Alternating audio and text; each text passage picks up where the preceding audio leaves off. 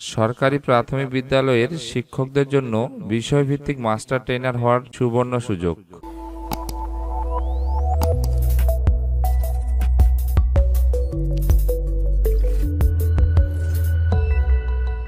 আসসালামু আলাইকুম ভিউয়ার্স, গত 25শে আগস্ট প্রাথমিক শিক্ষা অধিদপ্তর থেকে একটি চিঠি প্রকাশ করেছে। চিঠির বিষয়বস্তু হচ্ছে বিষয়ভিত্তিক প্রশিক্ষণ, ইতিহাস ও সামাজিক বিজ্ঞান এবং প্রাথমিক বিজ্ঞান বিষয়ে মাস্টার ট্রেনার হিসেবে শিক্ষক মনোনয়ন।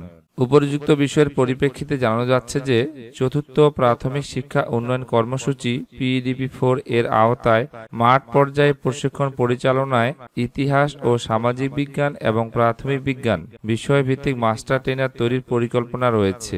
এ লক্ষ্যে প্রতি উপজেলা হতে ইতিহাস ও সামাজিক বিজ্ঞান এবং প্রাথমিক বিজ্ঞান বিষয়ে পাঠদানকারী 8 জন করে মোট 16 জন দক্ষ ও অভিজ্ঞ প্রধান শিক্ষক অথবা সহকারী শিক্ষক এর তথ্য উপজেলা শিক্ষা অফিসার, উপজেলা রিসোর্স সেন্টার এর সহযোগিতায় যৌথভাবে নির্বাচন পূর্বক জেলা প্রাথমিক শিক্ষা অফিসে প্রেরণ করবেন। শর্ত থাকে যে শিক্ষকের সর্বোচ্চ বয়স জুন 2024 মাসের মধ্যে 50 হবে এবং একজন শিক্ষক একাধিক বিষয়ভিত্তিক প্রশিক্ষণে প্রশিক্ষক বা মাস্টার ট্রেনার হতে পারবেন না। এরপরে বলা হয়েছে ভিউয়ার্স, জেলা প্রাথমিক শিক্ষা অফিসার তার আওতায় সকল উপজেলার শিক্ষক তথ্য সংগ্রহপূর্বক সংযুক্ত ছকে বিষয় উল্লেখপূর্বক পৃথক ছকে আগামী 20 সেপ্টেম্বর 2024 তারিখের মধ্যে dirtraindp@gmail.com এই ইমেইলে প্রেরণ করার জন্য নির্দেশক্রমে অনুরোধ করা হলো। তো ভিউয়ার্স, আপনারা যারা সরকারি প্রাথমিক বিদ্যালয়ের প্রধান শিক্ষক এবং সহকারী শিক্ষক রয়েছেন, আপনারা কিন্তু এই ইতিহাস ও সামাজিক বিজ্ঞান এবং প্রাথমিক বিজ্ঞান বিষয়ে মাস্টার ট্রেনার হিসেবে মনোনয়ন পেতে পারেন। এজন্য ভিউয়ার্স, আপনাদের কি করতে হবে একটু ভালো মতো মনোযোগ সহকারে শুনবেন।